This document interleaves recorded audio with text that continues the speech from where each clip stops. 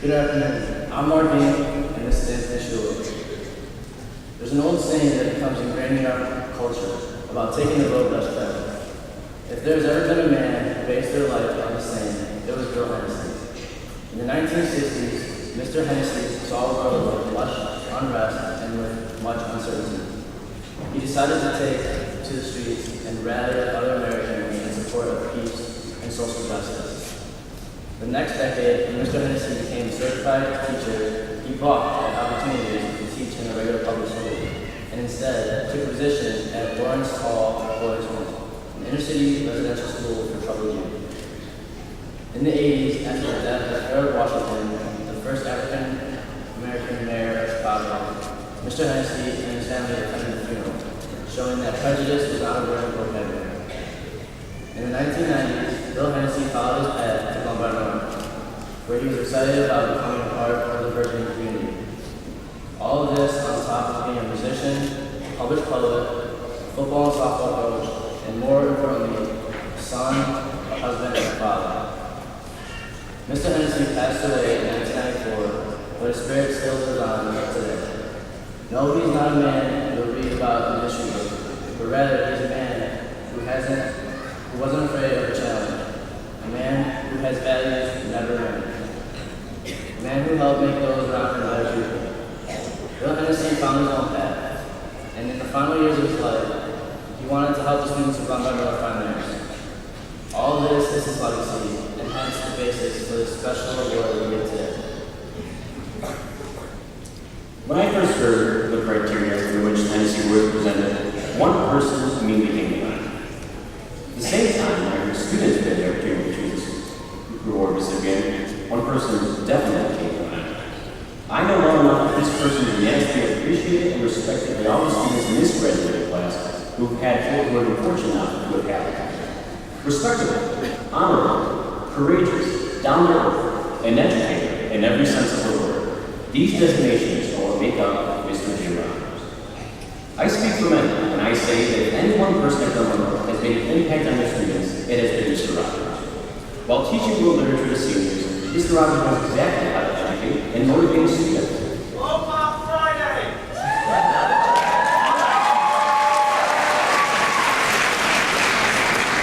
How did you know I was going to get to that part? He makes stories of innovation and Rome, stories of Troy, and stories of the Athenians, more relatable to our lives.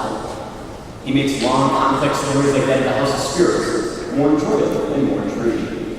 Not to mention the Fridays with Carrie. And we're supplemented by robot writers. But compared to what Mr. Rodgers really does, these are his things. Mr. Rodgers brings life to any classroom.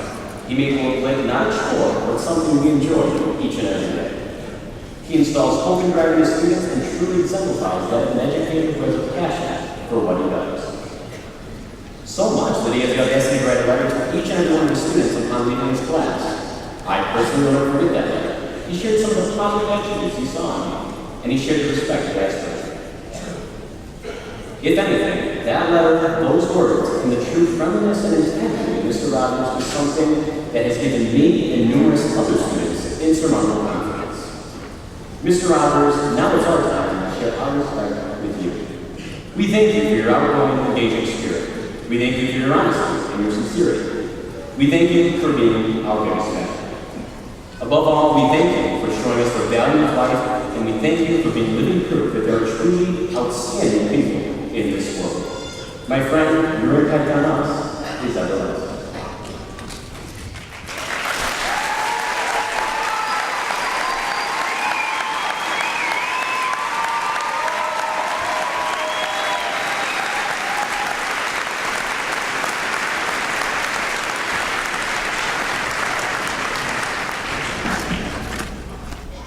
Wow.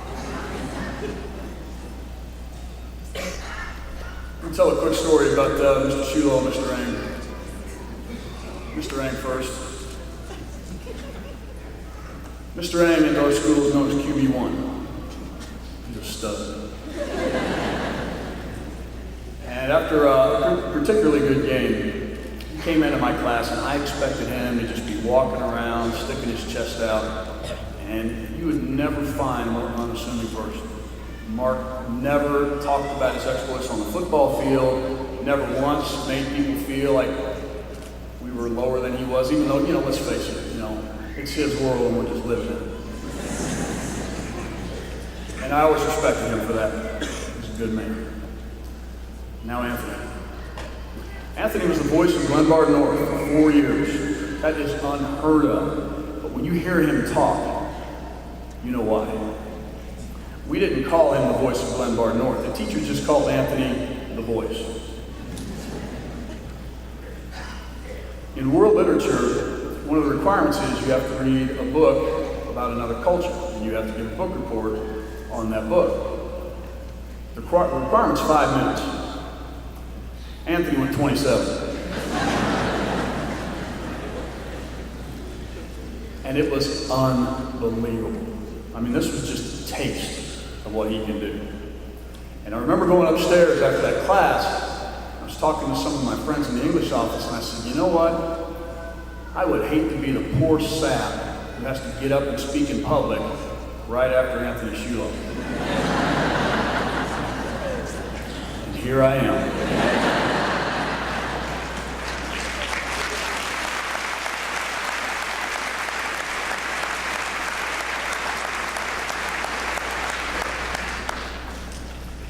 I'm a little bit nervous today because it's not often that you speak in front of all of your bosses. The head of the English department, Mrs. Payton, is here, and I had to sit right next to her this whole time, behaving myself. And then we have Dr. Messick, my principal, and the big guy, Dr. Mike Meissen. And then there's the really big boss, that'd be my wife.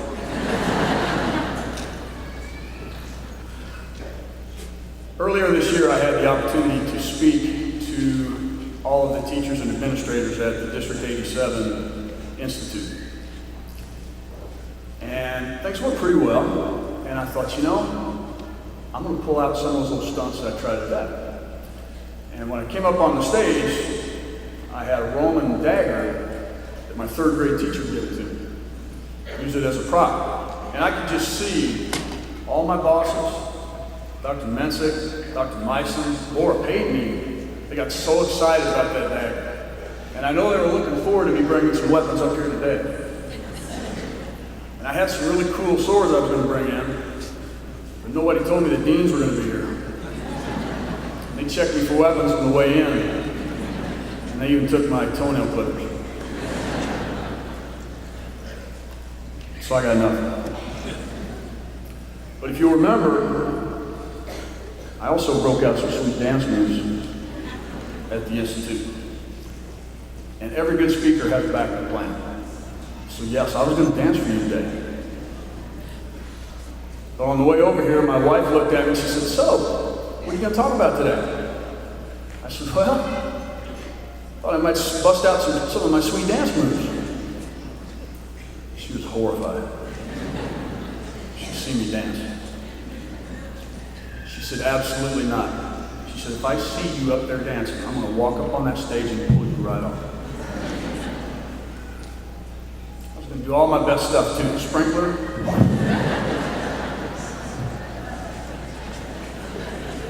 So I'm working without a net today. No weapons and no dance moves. Whenever my students are having a tough time, I always tell them, sometimes you gotta man up. So since this is the most important speech I'll probably ever give, that's what I intend to do. Hang on tight, this could be wild. I think every teacher will admit that they really covet this award. I mean, it's pretty and all, but the greatest thing about it is who it comes from. And so I got to thinking, what makes a Hennessey winner? And I looked at some of the past winners. Friends of mine, Mr. Josh Sanu, David Baroni, last year's winner, Matt Carey. I got to thinking, what do those three guys have in common? Maybe I could get in on some of that, maybe, surge ahead. So, you know what? They're all really young.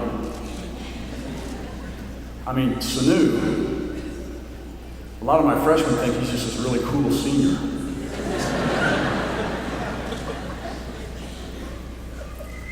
You also have to be really intelligent. You know, Matt Carey's classroom is right across from the English office, so I went over there one day and I kind of stood outside the door and I thought I might pick up some tips, you know. He was teaching his AP history class. I couldn't even understand what he was saying. And then the final thing, you got to be really good looking. First time I met Baroni, I thought it was Sylvester Stallone.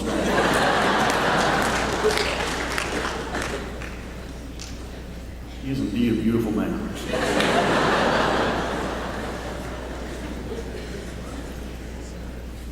And after I looked at those three qualities, I thought, you know what? I got no shot. And then a couple weeks ago, Dr. Mensick and Mr. Johansson came to my room and told me that I was this year's Hennessey Award winner. Well, my theory went right out the window. I'm not young, not that bright. And I got up at 4 o'clock this morning just to be able to look like this. You can imagine what I looked like when I started. So I got to thinking, why me? You know, what do I share with those guys? What's the real criteria to be a Hennessey Award winner? It took me a few days to figure it out, but I finally did. And I'll tell you what it is, right after I tell you a story. My students all just winced. Bill Hennessey died in 1994, September 11th. And I'm the guy who was hired to take his place. So this means a lot to me. And when I came to Glenbard North, I thought I was going to be the knight in shining armor. I was going to ride in, and I was going to save those poor kids who needed a teacher. And I found out pretty early on that in order for me to keep my salary from being frozen, I had to get my master's degree. That's why I can wear this really cool collar. There's just one problem. I could only take the classes at night because I taught during the day. And I had my 2 little ones with me. I was a single dad at the time, and my kids were 5 and 2. And you may not be able to tell this, but I'm not from around here. All my family's in Southern Illinois and Tennessee and Alabama. And I had no one to watch my kids. And the seniors in my 2 senior classes that year were my babysitters. They had a little rotating schedule. They got together and they came to me and they said, you know, we know you want to take your master's classes. We'll watch your kids for you. And they did. And on nights when I had to get my master's,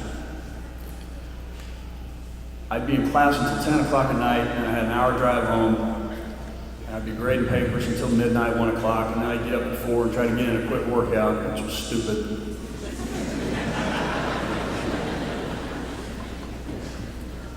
I was getting 3-4 hours of sleep on those nights, and I never would have made it through those first 2 years at Glenbard without those kids. And every year that I've been at Glenbard, and I tell people this, anybody who will listen, and people who don't, you guys are unbelievable. You are awesome, awesome kids.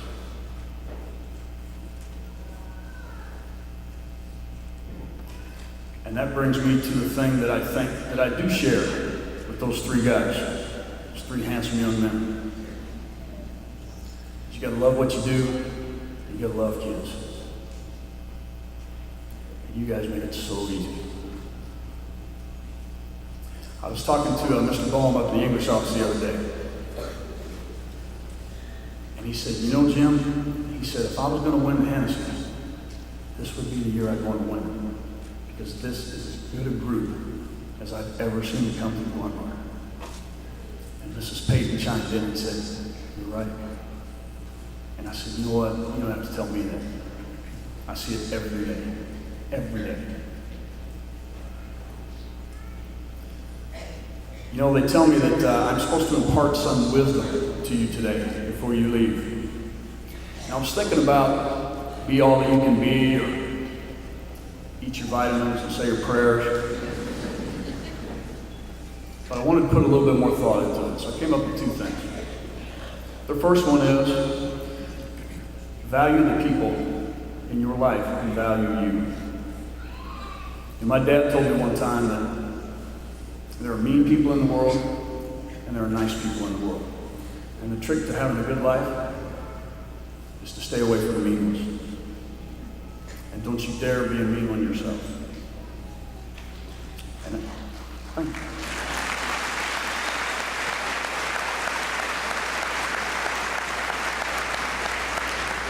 I'm going to tell my dad you clap for that. He's going to love that. I think mean people only value themselves. They don't value other people.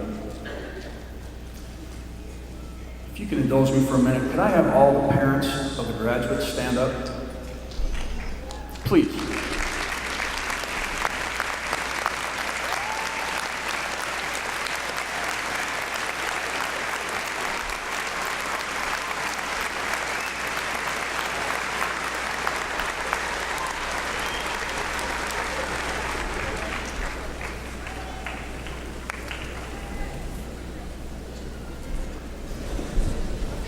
Students, you will not appreciate the sacrifices your parents have made for you until you have kids yourself going through this day. You can't. They have done so many things for you. And you make sure you get home tonight and give them a huge hug, as they deserve. You know, my mom, we're still the best of friends. I call her every week. If you think I sound like a hick, she is a wonderful lady. And when I'm done the finals this week, I'm going down to Southern Illinois and I'm going to see her. And you want to talk about sacrifice? She's going to make me a cow tongue. That's sacrifice. And the other piece of information I have is this. Make good choices in your life. I tutor a kid out at the Illinois Youth Center in St. Charles on Wednesday nights, and that's basically teenage prison. And the boy that I tutor, the first night I met him, he told me that he's been incarcerated pretty much since he's been 9 years old. He's 17 now. He'd give anything to be sitting where you guys are sitting today. All in the world he wants is to go to college. And I'm helping him try to get his ACT up so he can do that. The chances are pretty good. He's going to be remanded to adult prison when he turns 18 next February. And all he wants is another chance. And he knows he's made some poor decisions.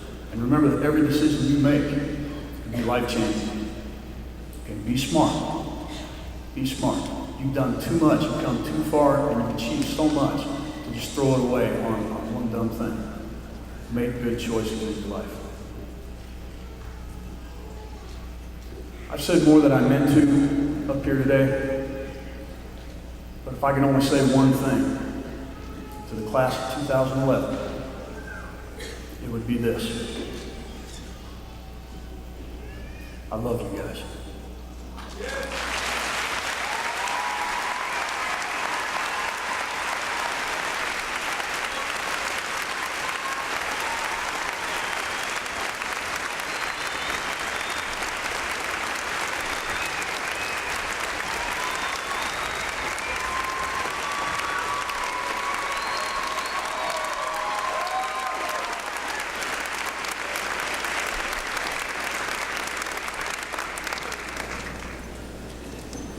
Congratulations. Thank you.